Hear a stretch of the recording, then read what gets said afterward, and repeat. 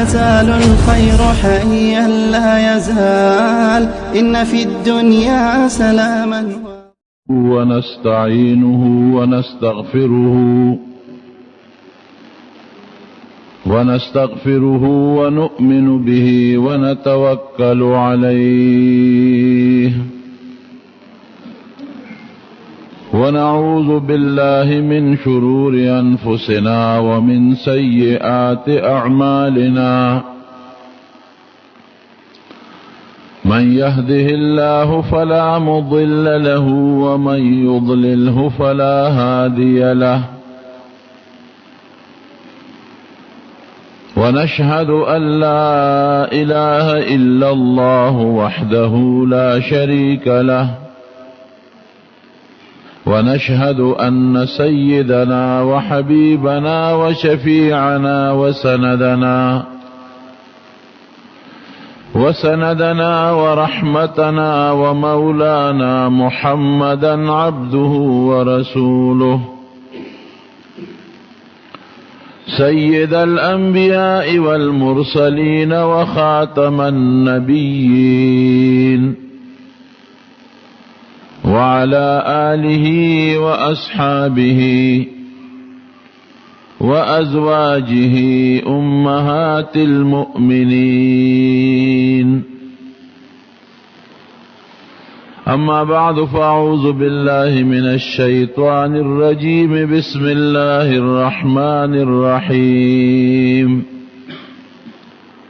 ألف لام ميم ذلك الكتاب لا ريب فيه هدى للمتقين وقال تبارك وتعالى وهذا كتاب أنزلناه مبارك فاتبعوه واتقوا لعلكم ترحمون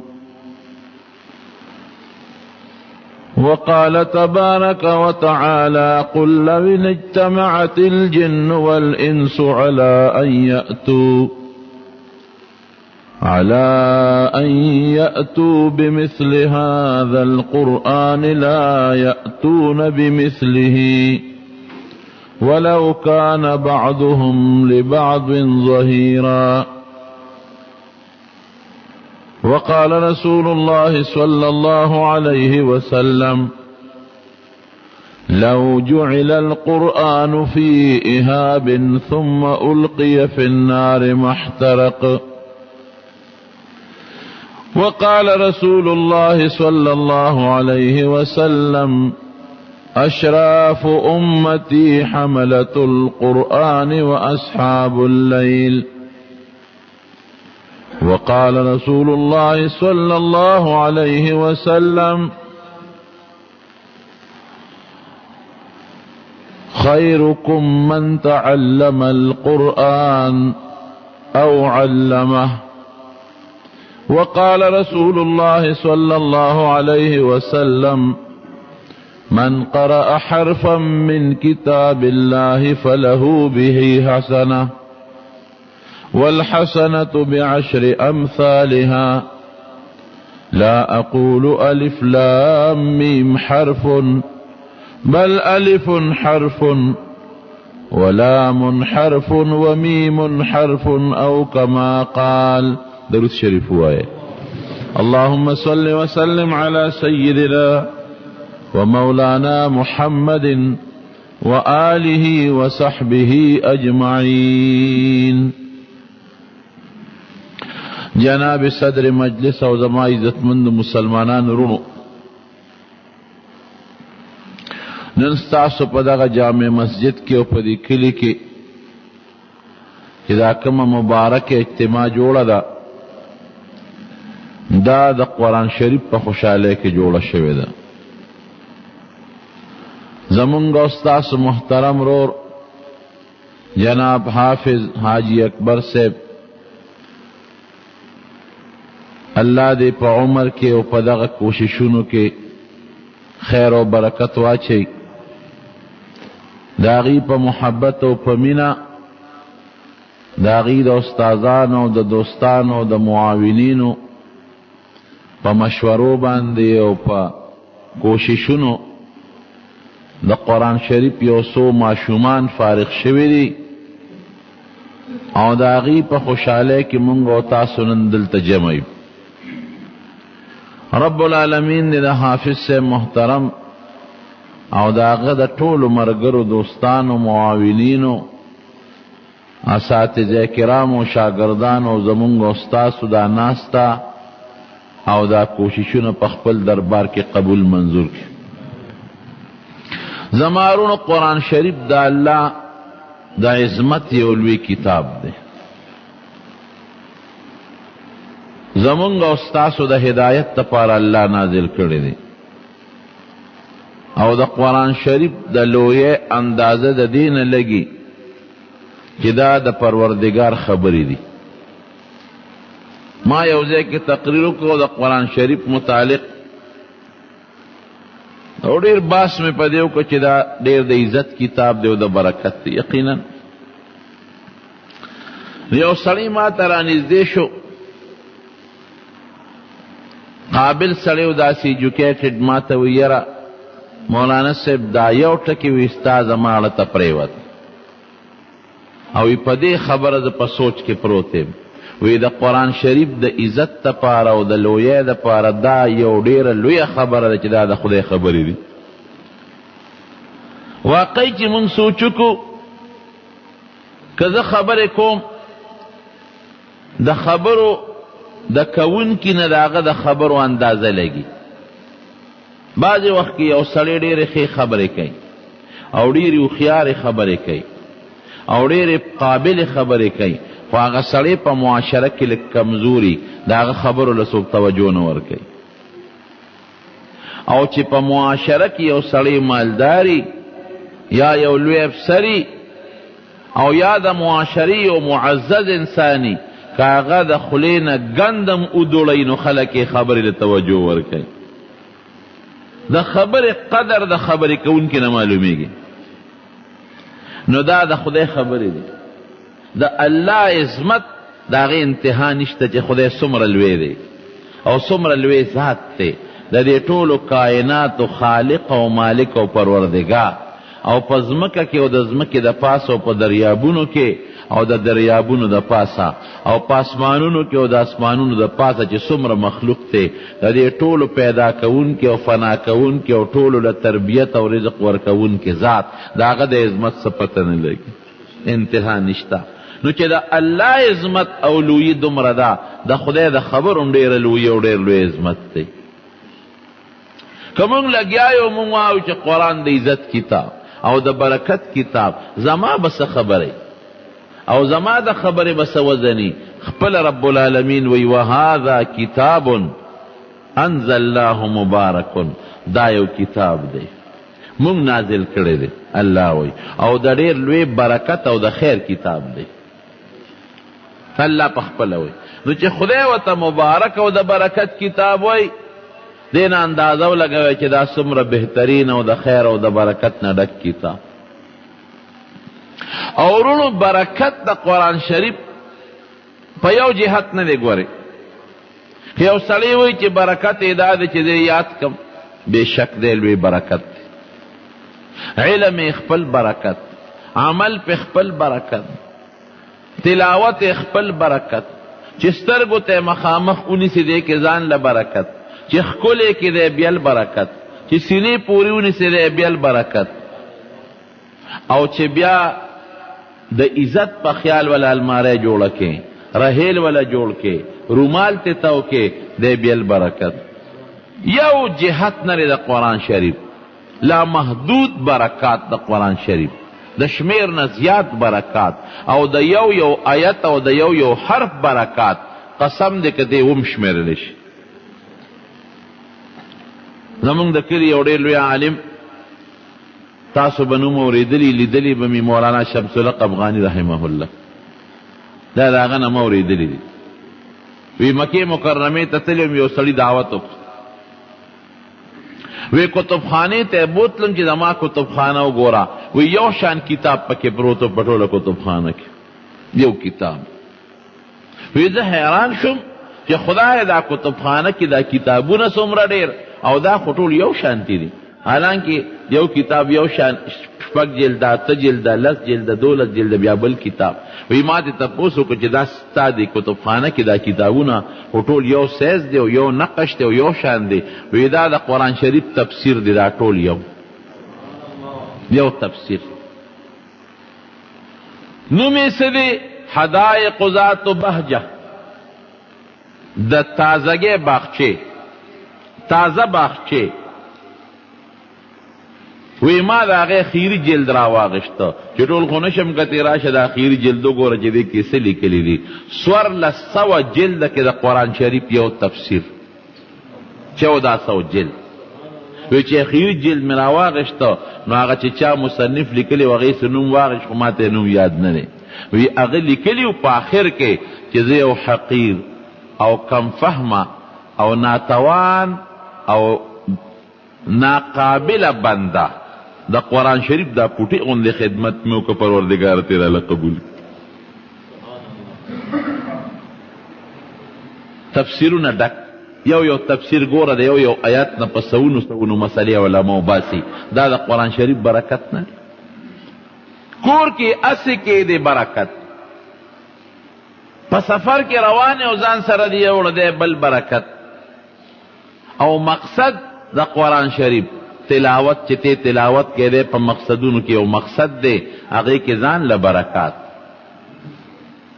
نبی کریم صلی الله علیه وسلم فرمایي چې دا ما کم حدیث ترته ولسته، من قرأ حرفا من کتاب الله، یو حرف د الله د کتاب چې چا ولسته الله به ول 10 نیکۍ ورکړي. یو نیکی په 10 نیکۍ به الله ورکړي. وی دا نه ویم چې الف لام میم یو حرف دی، دا طالبان په پوهېږي دا د الف د هغې مسما مراد دی چې هغه ترکیب کې استعمالیږي، لکه قاله کې د قاف او د لام په منځ کې چې کم لفظ ادا شو. الف او لام او میم دا هغه مسما په اعتبار چې ترکیب کې استعمالیږي، دا 3 حرف دي 10 نیکۍ شو. الحمد 15 حرف دي چې تا دا 15 حرف ادا کړل 50 نیکۍ به ته رب العالمین درکړي. او یوازې دا نه دي ګورې چې تا ته په نیکۍ ملاویږي، بعضې صورتونو کې پروردګار مخصوص برکات ښودي دي، لکه سوره یاسین عام مسلمانانو ته به یادي. نبی کریم صلی الله علیه وسلم فرمایي چې څوک د سوره یاسین تلاوت کوي الله بدله د قرآن شریف د 10 ختم ثواب ورکي. 10 ځله چې قرآن شریف ختم کړي دا برکت دی. او چې څوک سحر وختي د سوره یاسین تلاوت کوي نو پروردګار به د دروازې حاجتونه پوره کړي.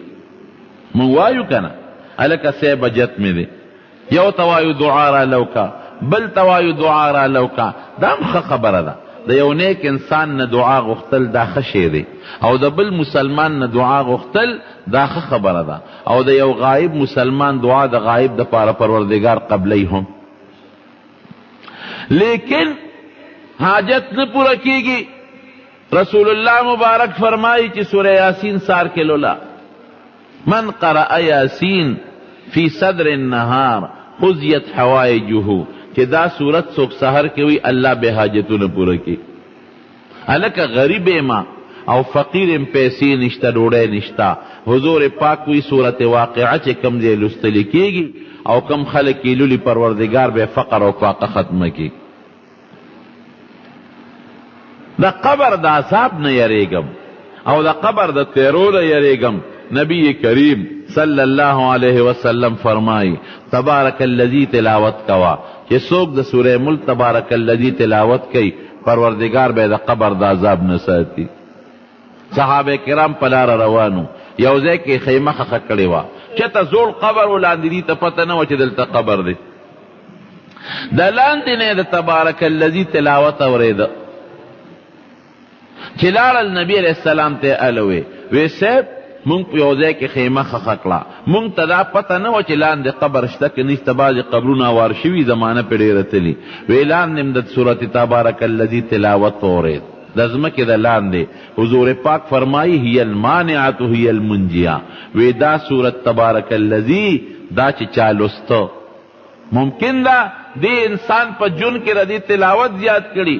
دا تبارک الذی الله انسان لا دا سے خیر پہ ورکی چې د عذاب د قبر نے بچ کئی. عذاب قبر منی کئی او د عذاب د قبر نه پہ اللہ انسان له نجات ورکی. څومره لوی برکت شو پکې. داسې یو صورت نه دی، ډېر صورتونه دي. هلکه ما ته قرآن یاد نه دی. سوره اخلاص قل هو الله احد خو ټولو ته یاد دی کنه، منځ کې ټول لولو. حضور پاک فرمایي چې څوک 3 کرته اولولي الله به د قرآن شریف د پوره ختم ثواب ورکي، او چې څوک 10 کرته اولولي پروردگار بوله په جنت کې یو بلډینګ یو محل جوړ کړي. او که یو سړی حضرت عمر فاروق نبی علیہ السلام ته وی دا الله رسول اوس خو بدان لډیر محلونه جوړ کو، ځکه په 10 کرته محل جوړیږي، ډیر به جوړ کو. نبی علیہ السلام مبارک او فرمایل عمره ته دومره ډیر نشي ویلی لکه څومره چې خدای سره بلډینګونه او محلونه شته.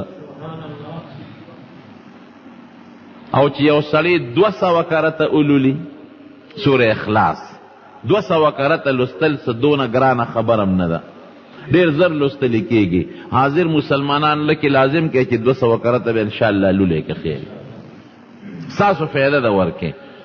بسم الله سره 200 کرته اولولې ښا دا چې څومره راته ناست چې په عمل وکې چې 200 کرته څوک سوره اخلاص قل هو سورت اولولي. حضور پاک فرمایي د 50 کالو ګناه به ورته الله معاف کړي. دا د سوره اخلاص برکت. سوره فاتحه چې دا مونږ یې مانځه کې لولو، حضور پاک فرمایي چې دا څوک اولولي او بزانی چوف کی او یا په اوبو یې چوف کی او هغه اوبوس کی پروردگار به د بیماری نه شفا نصیب کی، الله به جوړ کی. آیت الکرسی چې د شپې یو انسان لولي. د آیت الکرسی ډېر فضیلتونه دي. یو فضیلت دا دی چې پروردگار به دې د شیطانانو او د پیریانو د ضرر نه محفوظ کی. د شپې دا پیریان خورېږي او دا شیطانان بعضی بیماری ګوره د شیطان د چوکې د وجې نه پیدا کېږي. ډېرې بیماری داسې دي شیطان په انسان کې څه اثر وکړي، زخم کې ولا سسخا پوکي ووایي او یا څه بل څه اثر وکړي، د هغې نه دا کینسر او دا خطرناکې بیماری پیدا کېږي. آیت الکرسی چې ماسخوتن ته تلاوت کې د شیطان او د پیریانو نه به د الله محفوظ ساتي. او بل حدیث کې پاک کې راځي چې آیت الکرسی څوک اولولي د ده او د ده د ګاونډیانو د کورونو به رب العالمین حفاظت کوي. دا د دې سورتونو برکت دی. وهذا کتاب انزلناه مبارک. اوس به زمونږ په ذهن کې یو سوال راځي، یاره صاحب زما زوی خو ناجوړه دی او زه خو صورت فاتحه لولم خو نه جوړېږي. یاره صاحب ما خو سو آیت الکرسی اولستله او بیا مې کنډر وشو چې رانه مال یوړو. دا ولې رونو د دې په جواب هم پوه کم. په دنیا کې 2 قسم اسباب دي. یو هغه سبب دی مادي او ظاهري سبب وته مونږ وایو، او یو بل هغه سبب دی چې هغه روحاني سبب دی، غیر مادي لطیف پستر ګناه کاری. مادي اسبابو کې عقیدې له دخل نی، لکه ته چې وبس کې تنده به دې ختمیږي که یقین دې پېشته او که نشته، او چې ډسپرین ګولی واچې خوله به د نوباسي که ستا په عقیده شته او که نشته، او چې انجکشن درته ډاکټر ووایي ګرمستن چې ورته مونږ وایو نو وجود نه به دې خوله وباسي که ستا په یقین شته او که یقین دې نشته. دا مادي اسباب دي. یا چاله سر له یې سټکې راوبرو نو سر به یې وینې کېږي که ستا په یقین شته او که نشته. هلکه زما خو په عقیده نه و تا به خوږ نه کي، نه که دې سره د عقیدې تعلق نشته. که عقیده رشته هم د لاډو کې ماته او که دې نشته هم د لاډو کې ماته. دا ظاهري اسباب یقین او عقیده نه غواړي. دویم قسم هغه اسباب دی روحانی غیر مادي، هغې کې عقیدې له دخل دی. په سترګو نه ښکاري، لکه صورت فاتحه کې شفا ده. اوس خو صورت فاتحه زه چې لولم دا خو هوا ده د خولې نه ووتله او په انسان باندې ولګېدله. ډسپرین ګولی خو نه چې ګېډې ته یې واچوي او نه انجکشن دی چې سړي ته یې پرک کې یا په مټ باندې ووایي. دا روحاني اسباب دي، دې کې یقین او عقیدې له ګوره ډېر لوی دخل دی. کستا عقیده او یقین برابري د حضور پاک د خولې مبارک خبره دروغ نه ده، رښتیا ده. داسې ده که نه ده؟ او بیا یو کس ته هم نه وي، عاملان سره وی او یو صحابیم پې د اعتراض ونه کو چې د الله رسوله مونږ خو فاتحه ولوسته شفا پکې نشته، دا یو حدیث کې نشته، صحابه او تسلیم کړی او منلې خبره ده. نو حضور پاک چې عامه خبره کوي صحابه او ته، صحابه ورسره منلم ده، تجربه شویم ده، دروغ نه وی. دا زمونږ ایمان او زمونږ عقیده ده، لیکن زمونږ یقین کمزور دی، زمونږ عقیده کې فرق دی، مونږ کلک یقین پې نه ساتو. دا روحانی اسباب دي، دا عقیده او یقین غواړي. که کلک عقیده او یقین دې په پیدا کو، د دواړو جهانو د مبارک سردار بالکل رښتیا ده، دروغ نه ده. د مولانا اشرف علي تانوي رحمت الله علیه یو خبره به درته وکړم. هغه یو ځای کې لیکلي دي د دې عقیدې او د یقین خبره کوم. یو مولانا صاحب د جمعې په تقریر کې عوامو ته د بسم الله الرحمن الرحیم فضائل خول چې بسم الله کې دا فضیلت ته او دا فضیلت ته او دا حقیقت ته رښتیا خبره. ډېر لوی فضائل دي د بسم الله الرحمن الرحیم. دا فضیلت ته او دا دی یو جوش کې راغی مولانا صاحب وی دامره فضیلت هم دی او دومره برکت ته که څوک په دریاب پورې وځي نو بسم الله الرحمن الرحیم دی وی او خپه دې په دریاب ږدي پورې غاړه به پرې وځي، خپه به هم نه لمدېږي.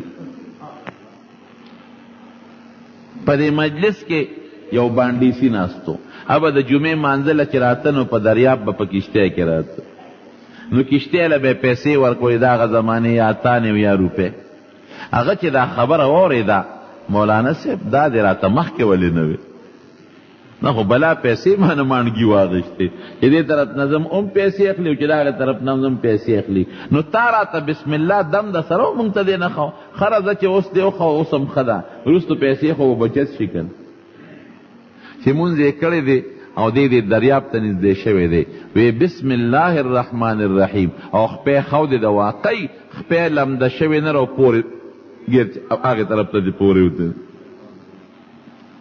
وی دی چې به کلم ته بس دغه دم و بسم الله به یو په دریاب به ته او په دریاب به واپس راته. دا حقیقت دی رونو.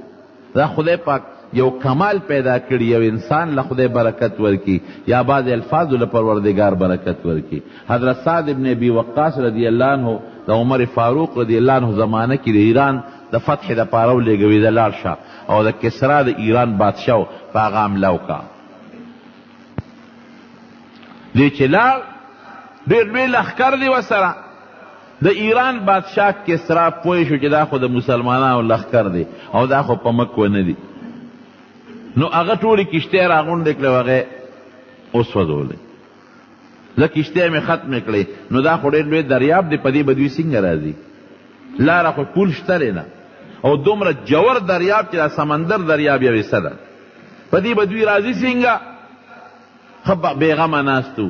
حضرت سعد ابن ابي وقاص رضی الله عنه چې څنګه راغی پاسونه دي ورسره، چا سره اوښان دي او د دریاب په غاړه ودرېدل. کشتۍ نشته، نه دوی سره خپل انتظام شته، نه پول شته. ملګري ورته وایي څه به کوو؟ یو کشتۍ خو هم نه چې مونږ یې جوړه کوو ورپورې وځو، په یوه کې چې ورپورې وځو خو مونږ بالته دڼیا کړي، دا به څه کوو؟ هغه وایي داسې کار دی چې مونږ د چا په حکم روان یو؟ د عمر فاروق امیر المؤمنین رضی الله عنه په حکم. دا چا خلیفه دی؟ د محمد رسول الله صلی الله علیه وسلم. او هغه د چا په حکم؟ د الله په حکم. داسې کوو راځئ په دریاب زه دنه مخکې کېږم او تاسو راپسې شئ.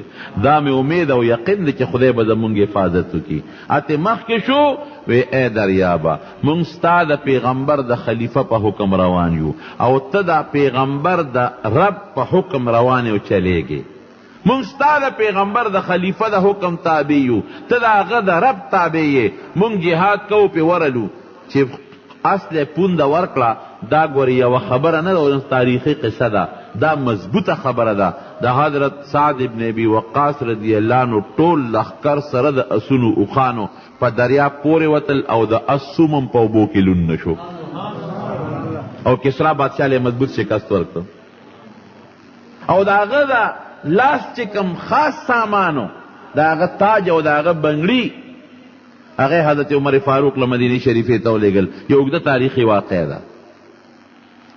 سراقه ابن مالک چې کله په نبی علیہ السلام باندې د هجرت په موقع باندې حمله کوله او د هغه اس په دا ځمکه کې 3 ځله خپې ننوتې، نو حضور پاک مبارک اخیره کې امان ورکړ او ورته وی سراقه وی زه ستا په لاس کې د کسرا بادشاه بنګړي وینم او ستا په سر د کسرا بادشاه تاج وینم. سراقه هغه وخت سره وی مړکې مې وی چې دې وخت کې ستاسو په خپل وطن کې ځای نشته، دا د مکه پرېږدی او مدینې ته ځای بل وطن ته ځای او دعوې دومره غټې کوي. لیکن پروردگار هغسې کوي. عمر فاروق رضی الله عنه سعد ابن ابي وقاص ته وایي چې د کسرا مخصوص سامان دی دا مال مدینې شریفې ته راولېږي او په دې جهاد کې سراقه ابن مالک الله بیا مسلمان کړی او سره وی دې به م راولېږي. د حضور پاک یو ارمان و هغه پوره کوم. سراقه م راولېږه، هغه مخصوص سامان م راولېږه چې کله اوس پر د ټول سامان پکې و بنګړي پکې نو استا دې واپس کوي ورشه ساعت ته وایي چې بنګړي پکې نشته. حضرت عمر ته چاوي تا ته څه پته لګي د هغه د بنګړو؟ وی حضور پاک فرمایلي د هجرت په موقع د سراقه ته څه وی درته؟ وی ما ته وی چې ستا په سر د کسرا تاج وینم او ستا په لاسو کې د هغه بنګړي وینم. نو معلومیږي دا چې د هغه تاج او د هغه بنګړي دته به اغوستلی کېږي، بنګړي نشته. استاد یې ولېږه چې هغه سامان ولټو د هغه بنګړي پکې پیدا شو. بخوانو بادشاهانو بنګړي واچول د سرو زرو راوړل او په مدینه شریفه کې یو ډېر لویه جلسه وکړه او صحابه کرام د ګوټ ګوټ نه راغونډ کړل. وی د نبی علیہ السلام د هجرت د موقع ارمان نن پوره کوم. هغې فرمایلي سراقه ته چې ستا په سر د کسرا تاج او لاس کې د هغه بنګړي وینم. هغه ته تاج پوشي وکړه، هغه تاج یې ورته په سر کړ او یې بنګړي د سرو زرو سړي له منه دي، حرام دي، خو صرف د حضور پاک د خولې وینا د لږ ساعت دپاره درته اچوم. دا تاج د مبارک او دا بنګړي د ستا مبارک د هغې او پیشنګویو د حضور پاک. خو خبره مې دې پورې کوله چې هغه اس سمم لون نه شو، د ټولو اسونو بل طرف ته پورې وتل. دا شوي دي. امام شافعي رحمت الله علیه د مامون الرشید زمانه کې یو لویه مسله وه د قرآن شریف متعلق او ډېر لویو امامانو له سزاګانې ورکړي دي.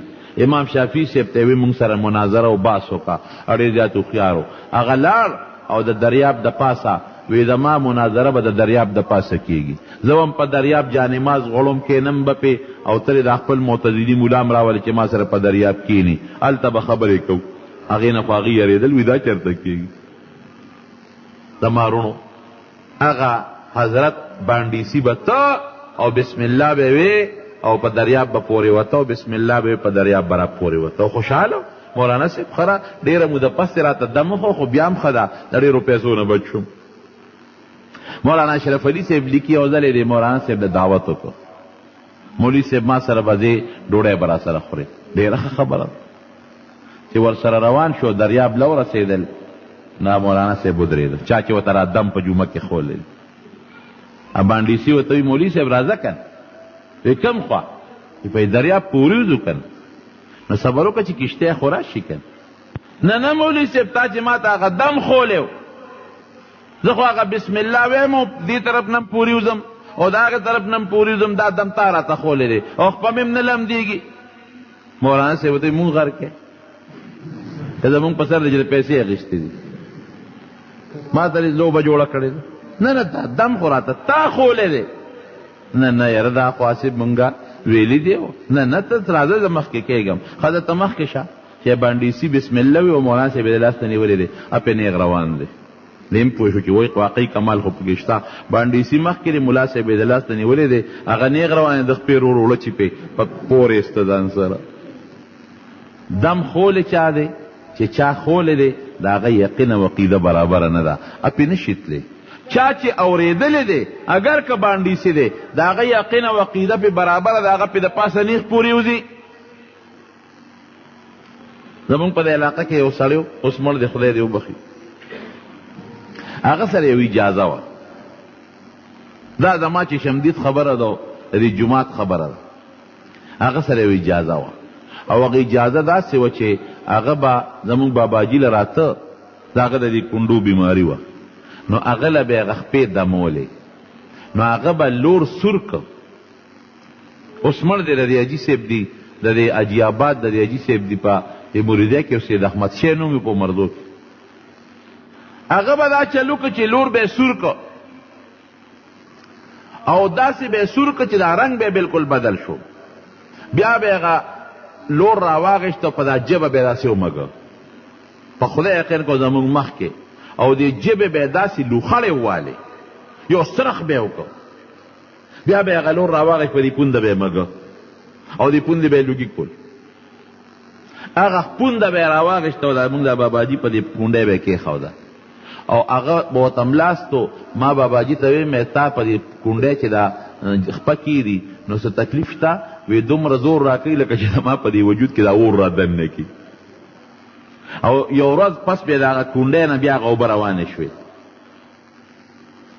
د اجازه زمونږ کلي کې یو بل حاجي صاحب په دیرګل حاجي صاحب تاسو به ډېر نومونه اورېدلي اوس مړ دی خدای دې وبخښي د لیجان کلي کې اوسېده هغه سره م وه نو زه په دیرګل حاجي صاحب پسې لاړم مې ماله د اجازه راکړه وی ډېره ښه کلمات یې راته وښول وي دا د جمعې په شپه 1500 کرته ووایه ومې وی چې بیا لاړم چاړې راواغېسته او په اور کې کېښوده او ښې مزېداره سره کړه ما ته یې دا په ژبه راکاږه دغه یوه ژبه ده که دې نه دې خلاص کړو بیا به څه کوو خلک خو په لور خدمت کوي په چارې کوي په سسکوره کوي زمونږ همدغه یو ژبه ده اوس ډېر هم خلاصې ما ته یې وې نه مې پوندې پورې راکاږم ما ته یې وګورې که پوندې دې یوړه سوځی دی لاول به په ژبه راکاږې چاړې راواغېسته سره وه او چې د ژبې پورې به یې ویله کش ورکړه نو زه به یو ګز وروسته شوم داسې لوخړې به یې وکړې وی شابه دا ما راښکه او دا ټکي ووایه او په ژبه راکاږه ما وې قلار کښېنه نه په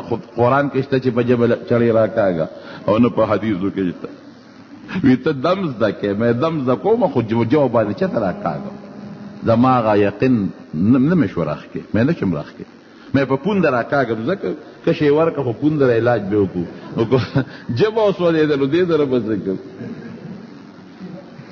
دا عقیده درونو ګورئ یقین دې مضبوط د چا دا یقین کمزوري د چا دا یقین مضبوطي د چا زړه کلکي یقین مضبوط دی د چا زړه کمزوری دی زما زړه کمزور و ټینګ ورته نه شو د هغه زړه مضبوط و کلکو الله ګوارې ګورې په دې منبر درته خبره کوم سورت فاتحه حضور پاک مبارک فرمایي په دې کې شفا ده حضور پاک دروغ نه وایي دا زمونږ ایمان او زمونږ یقین دی یو صحابي دی د نبی علیه السلام مبارک د نبی علیہ السلام نے صلات حاجت اورېده چې 2 رکعاته نفل څوک کې الله به حاجت پوره کوي کور ته راغی بیبي ته وی ډوډۍ راوړه بیبي ورته وی ډوډۍ خو نشته تا څه راوړي لاړ او د حضور پاک د وینا مطابق په جومات کې 2 رکعاته صلات حاجت وکړو کور ته راغی بیبي ته وی څه شته او تا سره لیږلي دي تش طور کور ته راشه او څه شته څه دي بیا لاړ بیا 2 رکعاته صلات حاجت وکړل خدایا ستا د ښکلي پیغمبر نه مې اورېدلی دي زم ناریم او زما ښځه او بچیم نار دي او ما له به روزي راکې چې کور ته راغې ښځې څه شته که نشته ښځه ورته وي یو تار سره وړي دي وګوره څه دې راوړي ښځې څه شته وی سړیه ناشنا قصه شروع ده هغه څنګه راشه وګوره میچن تاویږي او اوړه ترې رابېږي او چې د کور څونه لوښي و مې ته ډک کړل کور کې بل لوښي نشته چې د اوړو نه ډک کم او بله قصه ده اور بلیږي په تنور کې ډوډۍ پکې پورې کېږي مو رانړېږي ټول کور مې د ډوډو ډک شو دا د هغه 2 رکعاتو صلات حاجت برکت د هغه یقین جوړو چې دې کې دا کمال شته چې راغی میچنې پله ورغې ورېږه وګورمه چې د غنمو دا لار ورته د کم ځای نه را روانه ده د سرو زرو د چرګې هغه د هګۍ قصه ده که چرګې لاړه کړه هر څه ختم شو زه ګورم چې دا دانې د کمې را روانې دي خو چې پل یې ګوتې یوړه بیچن ودرېده لاړ حضور پاک مبارک لا نبی علیہ السلام ته قصه وکړه وی صاحب دا چلو نبی علیہ السلام فرمایي ګوره ستا په هغه 2 رکعاتو یقین برابر او بیا چې میچنې پله د ګوتې یوړې نو هغه یقین د بل خوا لاړ چې ګورم چې د کم ځای نه غنم را روان دي وی زما د قسم په هغه ذات چې زما ستا د هغه په اختیار کې ده که د میچنې د پله د ګوتې نه وې وړې تر قیامته پورې به دا پل ګرځېده اوړه به یې راغورځول او تنور به ډوډۍ درکولې دا حقیقت دی سورت فاتحه کې شفا ده خو عقیده والا پکار در تخپل چې شمدید خبر کوم پروس کال زه حج لتلی منو یو مرګری مونږ سره پروس کال نه بل کال نه خبره ده هغه بیمارو تبه او داسې تبه شو چې حج را نږدې شو جړل غریب او مونږ سره په ګروپ کې 3 ډاکټران 3 واړو ولا مختلف سپیشلیست ډاکټران داسې علاجونه ولا وکړل چې ستنې انجکشن ولا وا دارو ورکوا او سړی ته نه کوي زیاتیږي او ما ته وی مولوی صاحب زه جومبرما او د مرګ نه علاوه دا چې حج رانه پاتې کېږي داسې ګوتې په شان غریب راوخت د مردان ما لکه تا خو ډاکټري علاج مکار سره یو کل ضرورت یو علاج خیم خو چې ضرورت څنګه ویم په هغې به عمل کې الله مې الله راوسته وی وایا مې داسې کار به وکړي چې زمزم او به ځان ته کېده زمونږ بلډینګ ته به یو شنه ټپکو داسې اوږده 6 لیټره وي لا زیاته هغه دې بلډینګونو کې هر بلډینګ ته یو کار خیر سړی دی هغه دا خدای د هغه نه دا کارلي چې څومره حاجیانې بلډینګونو ته یو ټپکه ځي یو نه ډېرې ځي مې دا یو ټپکه ځان ته کېده زمزم او به بس کې حضور پاک فرمایي الزمزم لما شرب له چې د کم مقصد دپاره زمزم اوس کې الله به د هغه مقصد دپاره ستا دغه کوي پوره کوي خو یاره یقین بساتې چې دا زه کم چې زمزم پې جوړېږم او بل نبی علیه السلام فرمایي دومره بس کې چې پختی دې پې راوپړسېږي مونږ خلک لږې سکو ډېر سکې نه شو د یو ګیلاس او دو نه هغه زیات څوک سکې نه شي ما هغه ته داسې ونه وې ما هغه ته وې چې ګورې که زه راته کومه نسخه ښیم په دې طریقه سکې شې نسخه دومره زمزم بس کې چې ته پې الټی وکې مې که د پښتو د پړسو به وی خو 2-3 ګیلاسه به اوس کي چې د مالو ډک شو مې الټی به پې کې دونه بس کې ما ته وی یاره بس په دې ورله او هلک ته مې ټپکه ورته کېده هغه ورته جګ ډکاو زه لاړم مانځله ماسخوتن چې رالم نو کاونټر سره به زه ناست وم که څوک د مسلو د دیني تپوس کوي دې راته مخکې ناست دی او یو جانماز یې تحفه کې اخیستې ما له یې ښودې چې زه کېناستم حیران شوم چې دا خوار خو د کټه د پاسېدو نو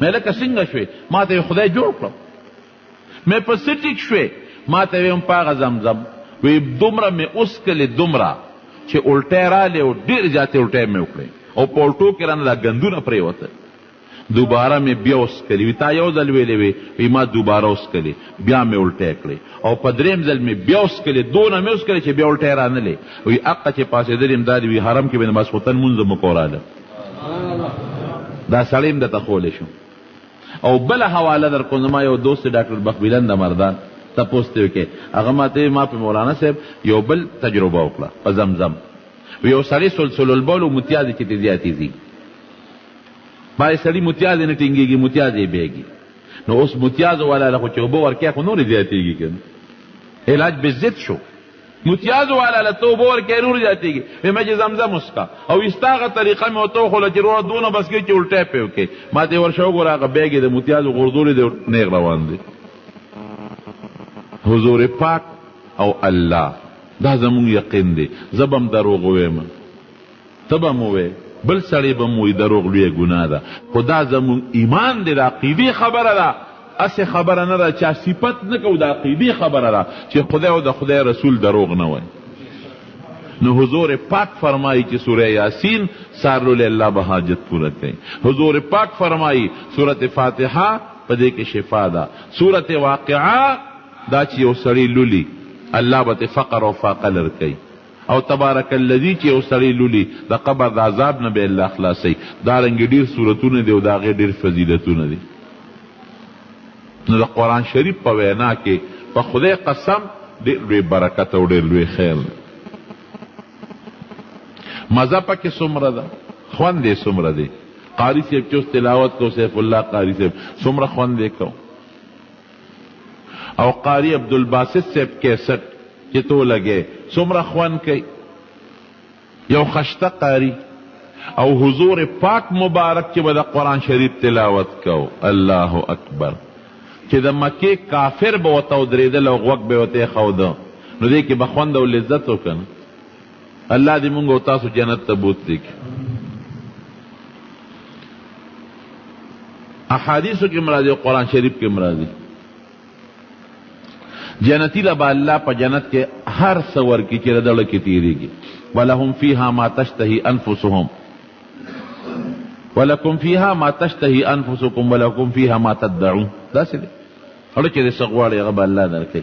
د هر جنتي په کور کې به څلور ولې بیږي، یو به د شاتو وي، یو به د سوچه پیو وي، او یو به د خالص و علو بو وي، او یو به د شراب وي خو د خوند دپاره به هلته شراب څکي خلک. د دنیا په شرابو کې سردردیم شته او نشم پکې شته، چې څوک اوس کې غل متیازې ته بیږي. د جنت په شرابو کې به صرف خوند وي، لذت وي پکې، سرخوږي قرآن شریف کې الله وایي، او سرخوږي به هم پکې نه وي او بېهوشي به هم پکې نه، نشه به پکې نه. د حضور پاک مبارک نه او صحابي تپوس کوي، وی صاحب په وله کې خو دننه خټئ او کاڼي پکې وي په وله کې، خوند هم کوي چې په دې کاڼو کې اوبه رواني شرړار کوي.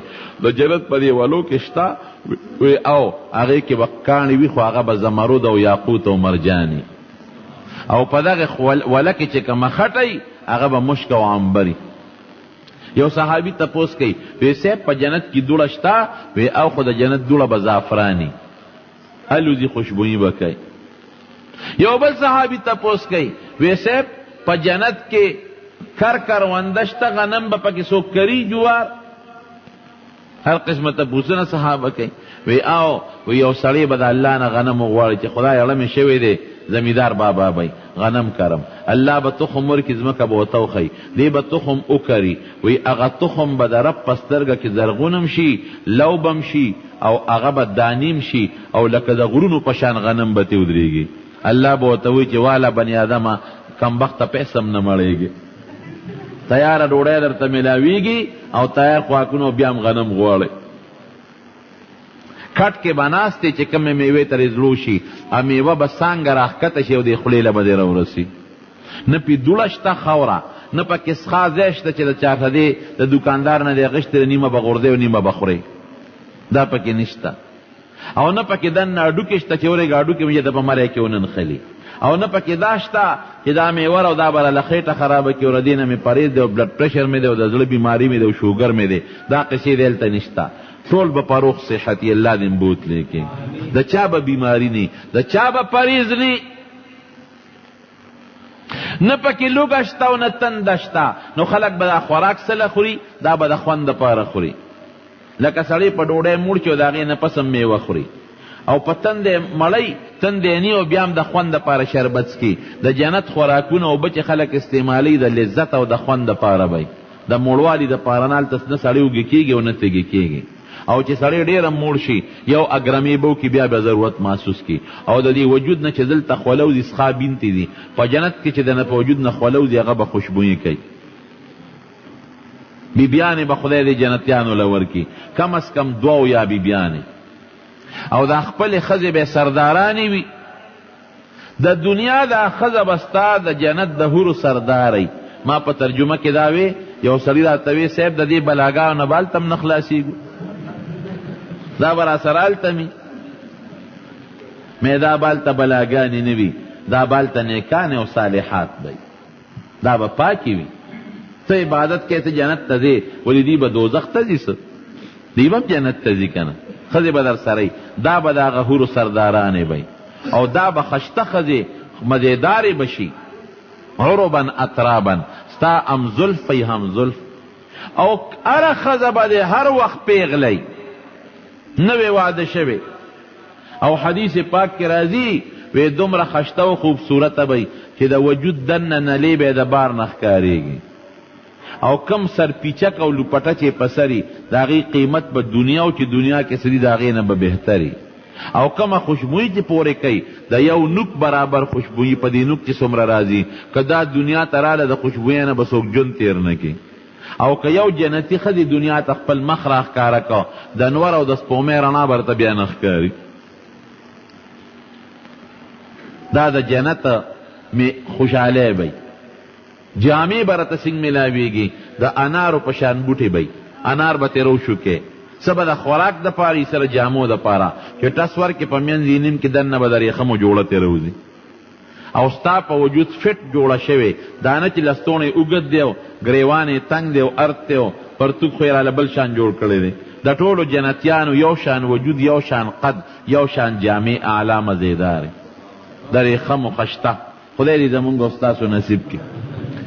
څه چې دې له غواړي، لنډه خبره دا چې څه دې له غواړي هغه میلاویږي. نسوار به پکې وي که نه؟ هلکه وي زړه چې څه غواړي زما اړه کې نسوار تېرېږي. چرسي به وي زما خو د چرسو نه بغیر ګزاره نه کېږي. اپی بی مې وایي ما ته پکې خپل دارو میلاویږي او که به نه میلاویږي. او پوډري به هم وایي هلکه زما هغه پکې څه شو، زما پوډر. یاد وساتئ وروڼو چې کم ګنده څیزونه دي هغه دې په اړه کې نه تېرېږي. دا لنډه خبره ده. که د چا اړه کې تېر چې زما بچي وشي دا بې اړه کې نه تېرېږي. پردی ښځې ته کتل بې اړه کې نه تېرېږي. بدعملۍ ته بې اړه کې شوق نه راځي. پوډرو ته پوډریان به ورځي خو وروسته داسې زر به هم نه ځي چې مسلمان مړي چې هلته وډه به وي نو هله به ځي. او دا نسوار هلته نسوار مسوار پکې نشته او نه پکې سګرټ شته. څښا څیزونه په جنت کې نشته او نه به څښا څیزونو ته د چا په اړه کې شوق راځي. دا یاد ساته. خدای دې د دې نشو نه هم تاسو وساتي. دا ګنده څیزونه دي نسوار او سګرټ او پوډر او چرسونه، دې نه هم خدای ساته. زمونږ په کلي کې یو پوډري و، اوس مړ دی. راغې پلار ته کېناسته. دا به رښتیا خبره ده، څه لطیفه نه ده.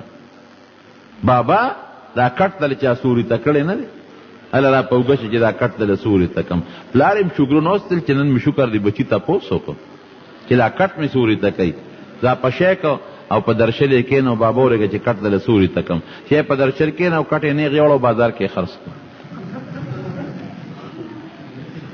جنت کې به پوډري و که بني. تل اول خو ور ورسه وروسته به خبرې کوو. نشه چې پیغمبر حرامه کړې ده نو نقصان دی پکې. چې پیغمبر کم څیز ته حرام وایي نو هغې کې به نقصان یاد ساته. او خدای چې کم څیز ته ناجروا وایي هغې کې به ستا د وجود فایده نه، هغې کې به نقصان وي. خدای هم د نشو تماشو او د دې بدعملو نه محفوظ وساته. نو جنت کې چې ستا پړه کې څه راځي الله به درکړي. د دنیا د هفتې په برابر ځکه په جنت کې ورځې شپې نشته، یو شان ورځ ده. دا خلق به یو ځای را جمع شي. څوک د نور په منبر، څوک د زمرودو، څوک د یاقوتو، څوک د سرو، څوک د سپینو زرو. رب العالمین به ورته خپل دیدار وکړي، ځان به ورته وښیي. وجوه یومئذ ناظرة الی ربها ناظرة.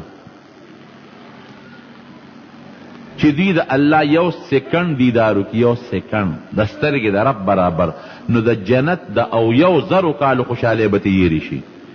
نور اخوان به پکې چې راخواره شي د هغه ملاقات نه او کور ته راشي بیبیانې به ورته وایي سړو نن خو ډېر خشته یې، خوشبویي ده نه ځي، نن خو څه بل شان خشته یې. دا ولې؟ وی تاسو خبر نه یې، خشته به نه یو، ښکلې به نه یو، موږ د رب العالمین سره ملاقات کړی دی. او د دنیا د هفتې په اندازه به ټول جنتیان یو ځل د رب العالمین دیدار کوي. الله دې زمونږ نصیب کړي. نورو یو ځل به دا جنتیان مخامخ شي او الله ته به کښېني. الله به یې تپوس وکړي جنتیانو وایه څه خوشحالي پړه شته؟ نه خدایه.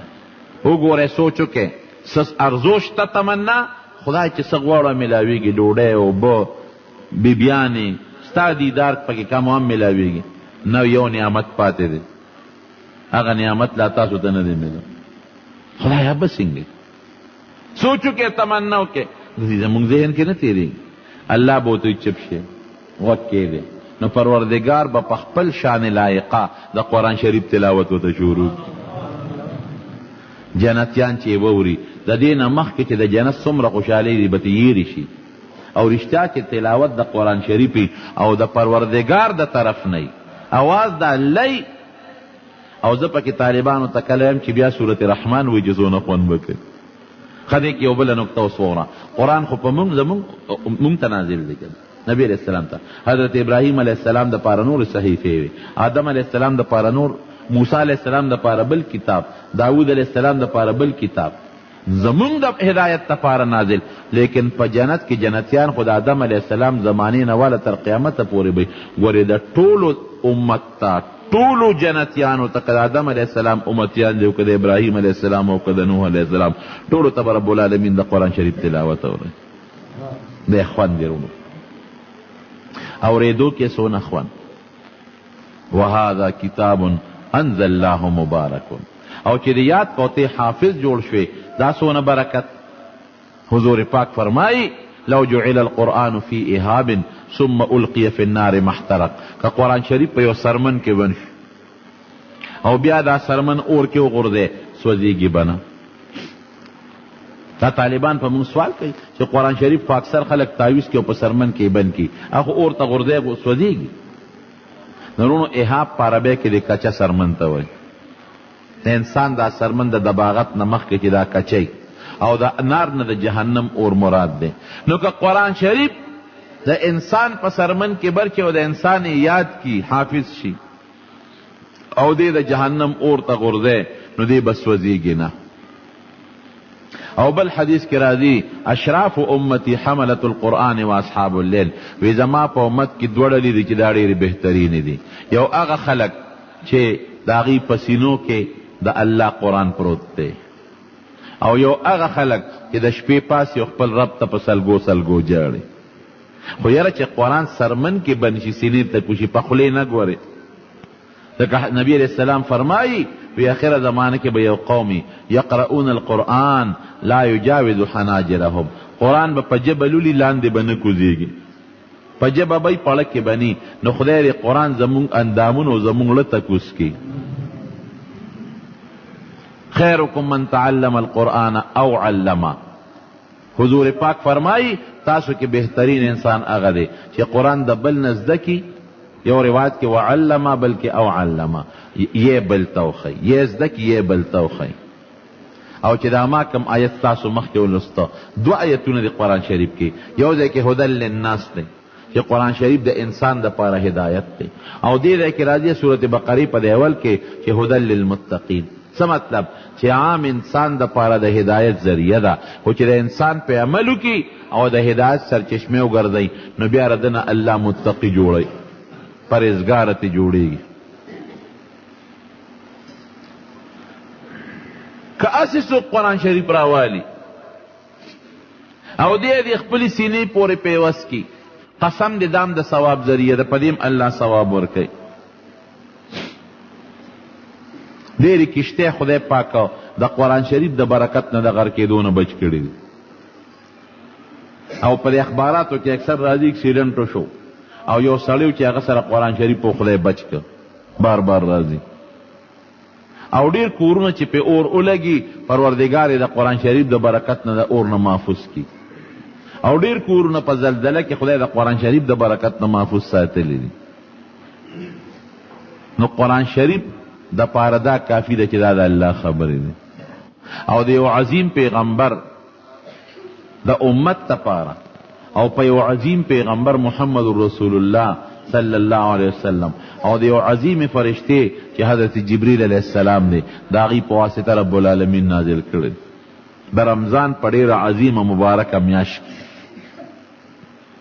نو کوشش وکړئ رونو په خپل هم د قرآن شریف تلاوت کوئ او خپلو بچو ته هم قرآن وښایئ بچی په قرآن پوی کې زمون خلق مونږ بچی په خپله نافرمانه کړل د بچو نه مونږ خلق شکایت کوو که نه یاره جي زوی مې قدر نه کوي او زوی مې ادب نه کوي او زوی مې احترام نه کوي او جګړې را سره کوي دا زمون خپل نقصان دی مونږ خپل زوی ته خو د قدر لار ونه خوله مونږ ورته قرآن ونه خو مونږ مدرسې ته به ونه ته مونږ ملا صاحب سره کې نه خو کې نه نو چې ورته ښه اخلاق وښی کم بچی چې د قرآن زده که یاد یې که یا عالم جوړ شو قسم د خیرت کې هم ستا فایده ده او په دنیا کې هم ستا دپاره ډېره لویه فایده ده دا یاد ساته مونږ بچی ته غټه بسته په شا کړو د انګریز لباس ورته واچو شا به بچی ګورې خر چې د خره کم یې غوږ یې د پرېکولو دی هغه تربور ترې وګوره څونه پیسه ګټي تکړه شه ګوره چې ته د هغه نه زیاته وګټې دا چل مو ته خولی اب بیا نه حرام ګوري او نه حلال ګوري په یو طریقه پیسه پیدا کوي دین هم ورته ونه خو د حضرت عمر فاروق رضی الله عنه زمانه کې یو سړی راغی حضرت عمر ته شکایت وکړو وی زوی واله مو ګوره سر نه بیبي نه بیږي زوی ولی والی وی صاحب کوته کې راله سر لره وبرو ورشه وی زوی حاضر کې چې زوی راوسته مخامخ ودرېد خپې د خپې د خټو د خاورو ډکې دي تکې تورې او لاس کې ورسره غټ کوتک دی لکه دا د میخو والا چې غټ کوتک ګرځي ګجران او څښا په بد شکل سرتور سر او ګنده شکل وی دا دې زوی دی وی ته دې خوا راشه لکه ستا څه نوم دی وی زما جعل په عربۍ کې ګونګټ ته وایي ګونګټ دا یو بورۍ که نه په ګلونو ګرځي یو ګونګټي هغه د دې سوټي نه فوټبال جوړ کړی پر سپېمه ډغه راورکوي وی دا نوم دله چیخې دی وی دا مې دې پلار یې ښودی دی لکه تا په عقل کې چې ته خشته نوم نه راته چې ګونګټ نوم دی ولی ښوده جوړ د پیغمبر نوم تا ته نو معلوم چې در صحابو نوم درته نو معلوم د حضور پاک نوم به دې ولی ښي کمبخته جوړل ګونګټ نوم دی ولی ښي وی ښه دا پلار دی وولې وی صاحب زه خو چې څنګه لوی شوی یم او پخه به د پیم نو دې پلار راله ګډې چیلی او دا غټ خره را کړي چې دا په ځنګل کې سره وه او خان نو ځنګل کې هغه ګډې چیلی او خان سره وم مونځ کې مونځ جي څه ته وایي مونځ یې نه پېژنده او دس کې یاره جي او دس څه ته وایي نه مونځ پېژنم نه او دس پېژنم دقه غټ خرې را کړي دي او خان او ګډې چیلی په ځنګل کې سره وم نو دې پلار راته چل خولی دی چې دا دوه خره کله په جګړه شي او واقعي د خرو جنگ ما لیدی دی یو ځای کې مې شپه وه جو بیابان کې ودومه او سار چې پاڅېدم نو ماشومانو خره جنګول وایي خدای دې د هغوی د جنګ نه ساته مونږ خو وایو ګندې په خپر وانې کوي شاته لته وایي هغه خر چې به په بل خر چک ولګو او بل به ورته براندې والي بیا به پرېښوده کم ځای نو د دوه خره چې کله په جګړه شي نو دې پلار راته چل خولی دی نو زه کوتک اوچت کم او دا سر لی وله راوبروم نو یو خو تختی بل خو تختی دا لار راته د خولی ده وی نن چې کور ته رالم د ما مور او پلار په جګړه شوي دا بابا مې او بیبی مې په جګړه شوي نو ما ورته ډېر نصیحت وکړو یو بل ګریوالونه نیولي او یو بل یې ټسول نو بس هغه چل راته د خولی د خرو والا کوتک مې اوچت کړه د په سر ور برابر شو چې مې وو د اخو دا انګل منډه کړی بیبي اخوا منډه کړی عمر فاروق رضی الله عنه پلار ته ولوي وی چې څه دې خولی دي همغه در سره کوي که تا دې راوستې د جومات ته اودس دې ورته خولی د مونځ په چل دې پوه کړی دی به دې راوستې مونږ ورته د حضور پاک احادیث خولو چې مور څه ته وایي پلار څه ته وایي د پلار څه حق دی د مور څه حق دی د ګاونډي څه حق دی پردي مال سره به څه کوې خپل سره به څه کوې دې نه دی خبر روانې ټول ستا دی دا حقیقت دی رونو زمونږ په کلي کې یو سړی مور یې راله بوډۍ سپین سرې لاسونه یې تړلي لاسونه او په دې مخ باندې م د وینو داغونه او جړل یې ما ته وي زوی والم بهر کیف هغې ته مې وویل مې ګوره روانې ټول ستا دی تا دا زوی چې ماشوم و نو پټي ته په منډه کړې دی چېرته دې نه یې راوستې مونږ له چې دې بچي ته مې قرآن وښایه چېرته دې نه دې راوستې چې ده ته دین وښایه او ټول عمر به نیکبختې اوس د خدای وبخي مړه ده ټول عمر به پپیو کې اوبه اچول او د دې بچو دپاره د خپل خیرت برباد کړی دی تشې اوبه دې په خلکو خرڅې کړي دي زوی مې وله راوغوښته ظالمه دا ظلم دې ولې کړی دا خو دا مره بوډۍ ده چې دې له د چا لاس ورته خو په یو دیکه غورځېږي نو ظالمه دومره دې والې ده چې لاسونه او خپې دې پړسولې دي هغه بچې ما په دې خپلو سترګو ولي دغه زوی چې ناجوړه شو لیوني سپي چې چلی و لیوني سپي او ما لیدلې نه دي خو خلکو دا قصې کولې ځکه زه بیا تپوس ته نه وم ورغلی خلکو راته وی چې دننه د خېټې نه د کوترو چینګار خېجي